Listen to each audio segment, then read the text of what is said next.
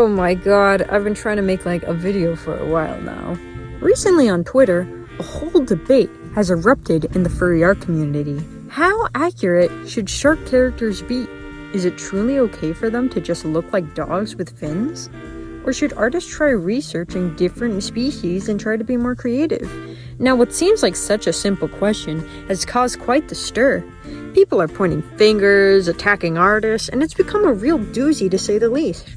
So let's look at both sides of the argument, to shark or not to shark. And how does this relate to the art community as a whole? To shark.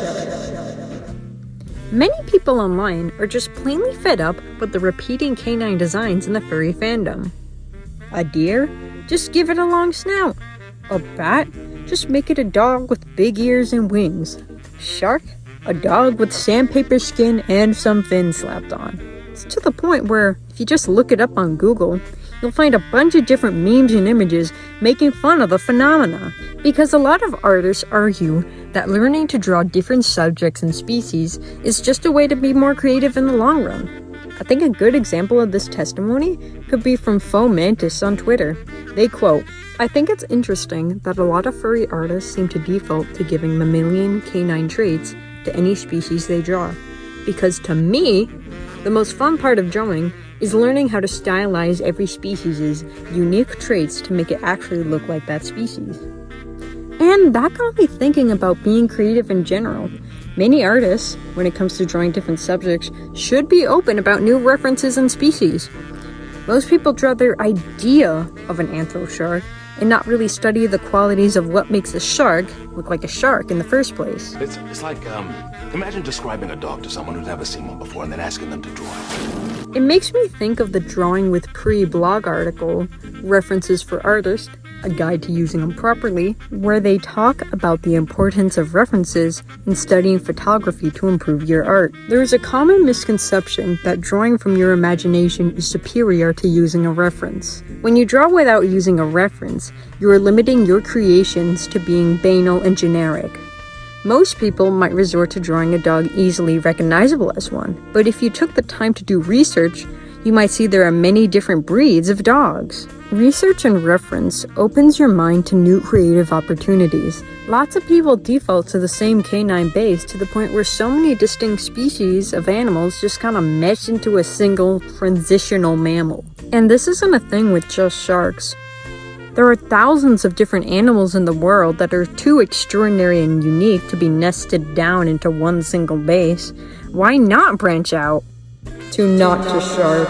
This is where I see a lot of heated and bad faith takes come up, and I don't encourage anyone to go after other people and artists. That's just immature and kills honest debate. I'm only making this video on this discussion because I find the subject interesting. I saw someone claim that other people claim red fur and mammary glands are inaccurate when you could just look it up on Google. That'll show the opposite. All mammals have boobs that comes with the ability to spawn children. I can list 5 animals with red fur: the red fox, the red squirrel, the orangutan has both. We taught monkeys sign language. We could do anything. Jokes aside, other users argue that there's no harm in making a dog-like shark character, with the community founded upon the joys of fantasy, walking, talking animal creatures. There's no need to bring logic into any designs, no? Actual animals in real life, they don't walk on 2 legs, they don't talk to people about what's going on in their lives. Why criticize people over that? And I do see why some artists think that way. There's a big divide in any art space between hobbyists and those that seek to perfect their craft. After all, the art spaces in the online, and especially the furry art community, they aren't typically someone's lifestyle, but just a fun hobby to engage in. And that's fine. I just see a lot of people getting defensive without clarifying this difference. It's agreed upon in any art space that you're not a professional until you start earning money for your stuff. Then you should push yourself to better improve your skills. It's never a bad thing to improve. We shouldn't celebrate mediocrity. I think everyone should strive to be the best artist they possibly can be. There's a misconception, however, that I'm seeing throughout this discourse, and I want to point this out real quick. Remember our point about anthro characters from the beginning of this segment? Well, some users, like the artist at Tundra Shark, have been arguing that because a character is anthro, that negates any recognizability or effort into what the character is supposed to be. Now, I'd like to rebuttal on that position. Just because the character is walking on two legs, talking, and exhibits a human-like personality, doesn't mean you have to keep the animal they are not recognizable. Let's look at the example the Wikipedia page provided. Just because Mickey Mouse doesn't sniff around in scurrying fields that we're not able to tell he's a mouse. I mean, look at his big round ears and his thin tail. We can tell he's obviously a mouse. Maybe not so in modern iterations of the character, but we could sure tell in like this classic version we see here.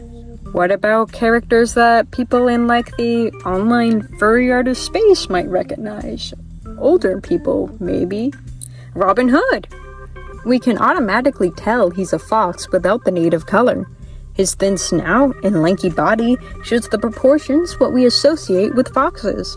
Little John, he has a wide nose, thick neck, built pretty bulky, we can tell he's a bear. Oh, but that's Disney, everybody knows Disney. Why don't we branch out a bit? Sanrio. The characters are quite simple and not realistic, but we can still tell what animals they're supposed to be. Look at Tuxedo Sam. We can tell they're a penguin because of their round stature, beak, and white little belly. Hello Kitty and Choco Cat. We can see they're cats because of their little whiskers and pointy ears. The fact is, you can make a character walk and talk on two legs without sacrificing what makes them look like their given animal.